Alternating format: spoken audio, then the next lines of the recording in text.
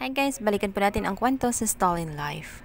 Galit na galit ngayon ang mami ni Para dahil nga sa pagkamatay ng kanyang asawa.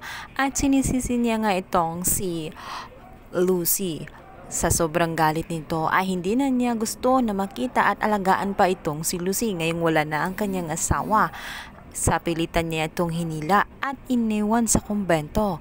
Kaya naman mas lalong mga itong si Farah at malungkot na malungkot siya sa sinabi ng kanyang auntie na lahat umano ng madidikitan niya ay namamatay. Siya umano isang salot at hindi na dapat lumapit pang muli sa kanila.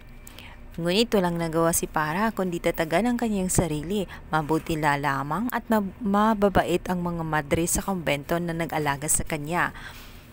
Kasi nga na isang sister na hindi nga nakikipaghalubilo itong si Lucy sa ibang mga kabataan na naglalaro sa My Garden. Kaya naman tinanong siya ng sister kung ano ang kanyang problema at hindi pwede na ang kakausapin lang niya ay walang iba kundi ang kanyang manika dahil hindi naman ito nagsasalita. Natatakot kasi si Lucy dahil sa sinabi ng kanyang auntie na lahat umano ng nadidikitan niya ay mamamatay. Kaya naman takot na takot siya na mangyari ulit. Na ayaw niya na maulit ang pangyayari. Ayaw niya na may mapahamak na naman ng dahil sa kanya. Kaya may ninais at minabuti na lang niya na lumayo sa mga tao at kausapin na lang ang kanyang manika. Subalit sinabi ng sister na maigi raw ni ibaling na lang niya ang kanyang atensyon sa mga bulaklak at maiging kausapin niya ito dahil ang bulaklak ay nagbibigay ng positibo sa buhay. Subukan umano niya itong kausapin dahil kapag kinausap umano ang mga bulaklak ay nabubuhay ang mga ito at sumisigla at nagiging masaya ang kanilang mga aura. Nung una ay hindi naniwala itong si Lucy ngunit kalaunan sinubukan niya ang sinabi ng sister at umiiyak siya isang araw dahil totoo ang sinabi ng sister. Nung kinaumagahan matapos niya makausap ang mga bulaklak ay namumulaklak ito at tumitingkad ang mga kulay. Iiyak siya sa sobrang saya dahil napatunayan niya sa kanyang sarili na hindi pala totoo ang sinasabi ng kanyang auntie ng lahat ng madidikitan niya ay mamamatay dahil ang mga bulaklak na kanyang kinakausap noong isang gabi lamang ay heto't buhay na buhay ngayon at napakasiglang tingnan. Ay naman nabuhayan ng loob itong si Lucy at tuwang-tuwa na siya na inalagaan ang mga bulaklak sa hardin.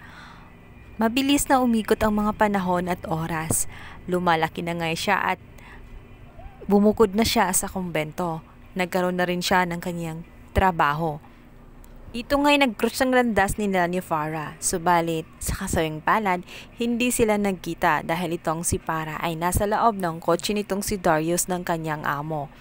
Aksidente kasi na nanabangga ni Farah ang naturang sasakyan na minamaneho nga nitong si Lucy. Kinakatok ni Lucy ang naturang sasakyan dahil nais niya itong pagbayarin sa nagawang kasalanan. Subalit itong si Farah ay takot na takot at hindi nagpakita sa kanya. Nakaligtas si Farah sa kanyang ginawa. Tinakasan niya ang kasalanan na kanyang ginawa dito kay Lucy. Wala siyang kamalimalay na pinsan na pala niya si Lucy ang muli niyang nakakatagpo. Ngunit muli silang pagtatagpuin talaga ng tadhana dahil ang sasakyan na minaneho nga nitong si Farah ay muling makita ni Lucy sa parking area at doon galit na dinumihan ang kotse dahil natatandaan nila ang plate number nito at sigurado sila na yun ang bumangga sa kanila nung isang araw. Subalit napahiya nga itong si Lucy at ang kaibigan niya dahil hindi pala pagmamay-ari ni Farah ang naturang sasakyan kundi sa kanyang among si Darius. Kaya naman nalaman ni Darius na nakabangga pala itong si Farah na hindi niya sinasabi sa kanya. At siya ngayon ang napagbuntunan ng galit nung nakabangga niya. Nang nakita ni Lucy ang kanyang magiging soulmate at nagtagpo na rin silang muli nitong si Farah. Ano kaya ang kahinatnan nila?